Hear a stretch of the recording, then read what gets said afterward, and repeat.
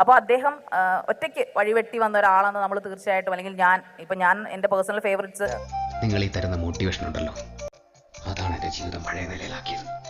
എനിക്ക് തോന്നുന്നു ഇപ്പൊ ഇങ്ങനെയൊക്കെ ഇപ്പൊ സായിപ്പിനെ കണ്ടപ്പോ ഇങ്ങനൊന്നും പറയാൻ പാടില്ല. എടാ എന്നോട് എന്റെ മാധ്യമ എന്തെങ്കിലും വൈരാഗ്യം നരിക്കുണ്ടെങ്കിൽ അത് ഇങ്ങനെയല്ല തീർക്കണ്ടേ.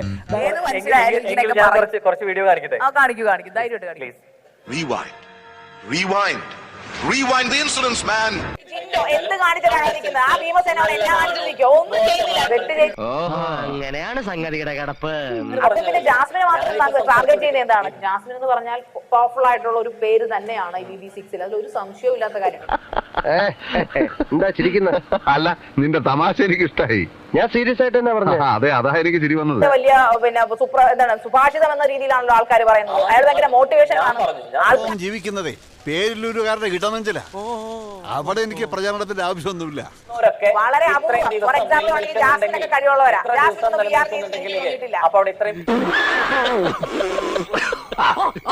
എന്ത് മോശമാണ് ജാസ്മിൻ അവിടെ ചെയ്തത് കേക്കട്ടെ.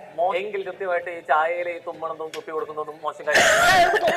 ചായ ഗണപതി ഈ ഒറ്റക്കൊമ്പനി രക്ഷപ്പെടുത്തി ഒരു പഴം തന്നേക്കാവേ. ചായ മാറ്റി പിടിച്ചെങ്കിൽ തുമ്മിൽ വന്നിട്ട് പുറത്തേക്ക് തുപ്പണം. ചായക്കല്ല തുപ്പ. തുപ്പിയല്ലോ, തുമ്മിയതല്ലേ, അതെങ്ങനെ തുപ്പലാണല്ലേ? ജാസ്മിൻ ഇതൊന്നും സത്യമല്ല. ഓ, നീ മാത്രം ഒരു സത്യവാൻ, ബാക്കിയെല്ലാരും കള്ളന്മാരും.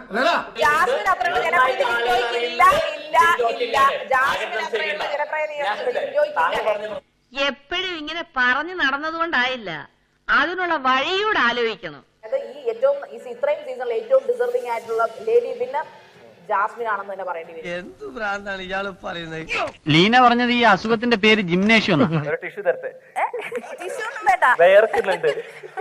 ഈ നാഴിക്ക് 40 വട്ടം ജാസ്മിൻ എന്ന് പറഞ്ഞ എപ്പോ മുതലാണ് ഈ അല്ല അത് ഞാൻ മാറി തുടങ്ങിയത്? ഒന്ന് കരഞ്ഞൂടെ നിനക്ക്, ആരും കാണാതെ?